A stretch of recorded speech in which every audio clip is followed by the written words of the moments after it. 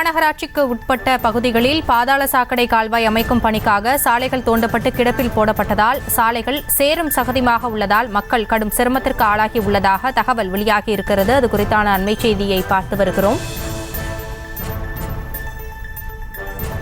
இதுகுறித்த கூடுதல் விவரங்களோடு இணைகிறார் எமது செய்தியாளர் முரளி விவரங்களை வழங்கலாம். ஆசினி, மத்திய அரசின் ஸ்மார்ட் சிட்டி திட்டத்தில் வேலூர் மாநகராட்சி தேர்வு செய்யப்பட்டு இந்த ஸ்மார்ட் சிட்டி திட்டத்தின் கீழ் பாதாள சாக்கடை திட்டம், காவிரி கூட்டு குடிநீர் இணைப்பு உள்ளிட்ட பல்வேறு பணிகள் நடைபெற்று வருகின்றன. இந்த பணிகள் கடந்த 3 ஆண்டுகளுக்கு மேலாக ஆமை வேகத்தில் நடந்து வருகிறது. இந்த பணிகளின் காரணமாக வேலூர் மக்கள் கடும் அவதிக்குள்ளாகி வருகிறார்கள்.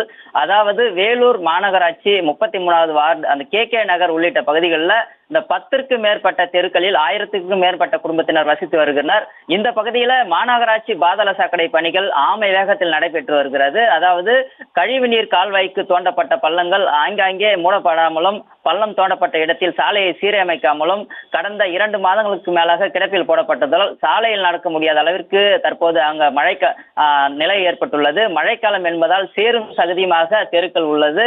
அந்த தெருக்களில் பள்ளி, கல்லூரிக்கு மற்றும் வேலைக்கு செல்பவர்கள் அந்த சேரும் சகதியுமான தெருவில் செல்லும் போது வழுக்கி விழும் நிலையும் அந்த ஏற்பட்டுள்ளதாக அப்பகுதியில் உள்ளவர் தெரிவித்திருக்கிறார்கள்.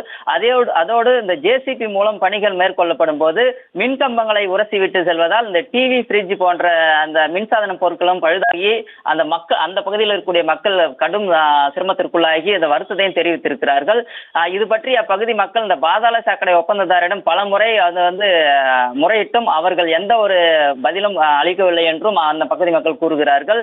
இந்த நிலையில் பாதாள சாக்கடைக்காக தோண்டப்பட்ட பள்ளங்கள் மூடி அந்த தார் சாலை அமைத்து கொடுக்க வேண்டும் என்று அப்பகுதி மக்களின் கோரிக்கையாக உள்ளது. ஆசினி, விவரங்களுக்கு நன்றி முரளி. செய்திகளை உடனுக்குடனும் துல்லியமாகவும் தெரிந்து கொள்ள சப்ஸ்கிரைப் பண்ணுங்க.